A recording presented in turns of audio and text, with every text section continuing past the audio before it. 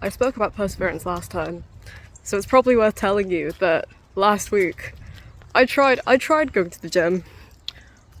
I failed, had a massive panic attack, but you know what? We're going back. You only fail if you don't try again, I guess, so.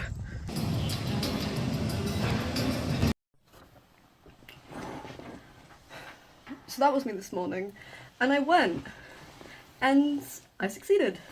That's what happens when you try again, sometimes. Sometimes it's not the second time, sometimes it takes you 3, 5, maybe 50 times to get into a rhythm of things, and you know, that was just once.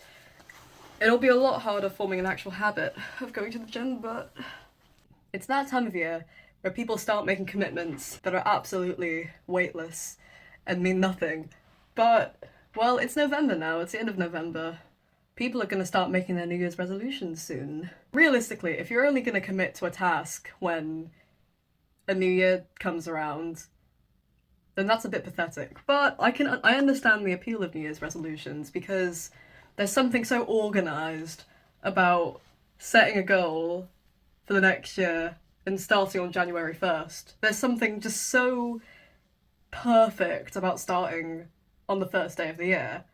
But that's not really how forming a habit works. Like with what happened last week, sometimes you try something and it fails. If you try to start something on the 1st of January and you fail, then you're gonna feel like shit, which you shouldn't. But it's gonna make you not want to continue. It'll knock you down a little bit. Countries in the Northern Hemisphere celebrate the New Year in the cold, and it's dull and it's grey, especially in Britain, and it's boring and it's really demotivating. If one of your resolutions happens to be going to the gym or going for a run every morning, you're not gonna want to do that, so it's gonna make you even less motivated.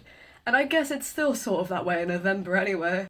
But the point is, if you are gonna make New Year's resolutions, I think, personally, what I'm gonna try this year is start now. It takes 21 days, 3 weeks to build a habit. I think once you're used to a routine, you can still get the fulfillment of having a New Year's resolution and committing to it, whilst not having the fear of letting yourself down. So in short, if you really want to get your life together in 2025, then start now.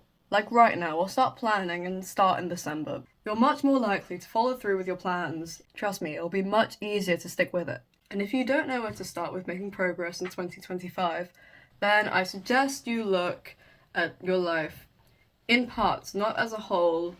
Look at it in small steps. For instance, you can look at the intellectual, the spiritual, the physical, the mental, the emotional aspects of your life.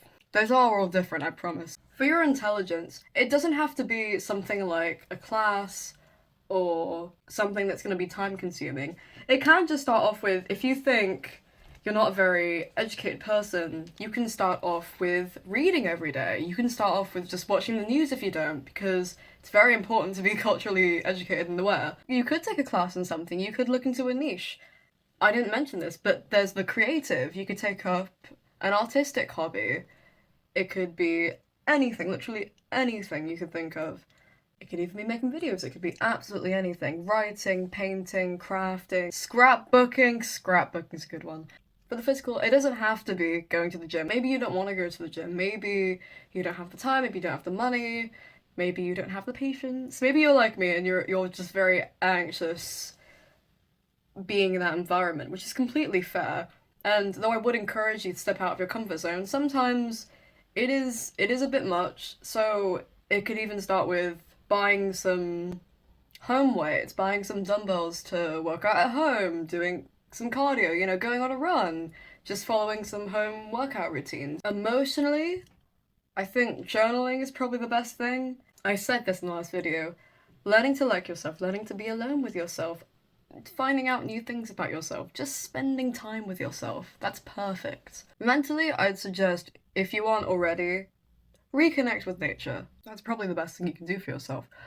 I guess also spiritually, it very much ties into that.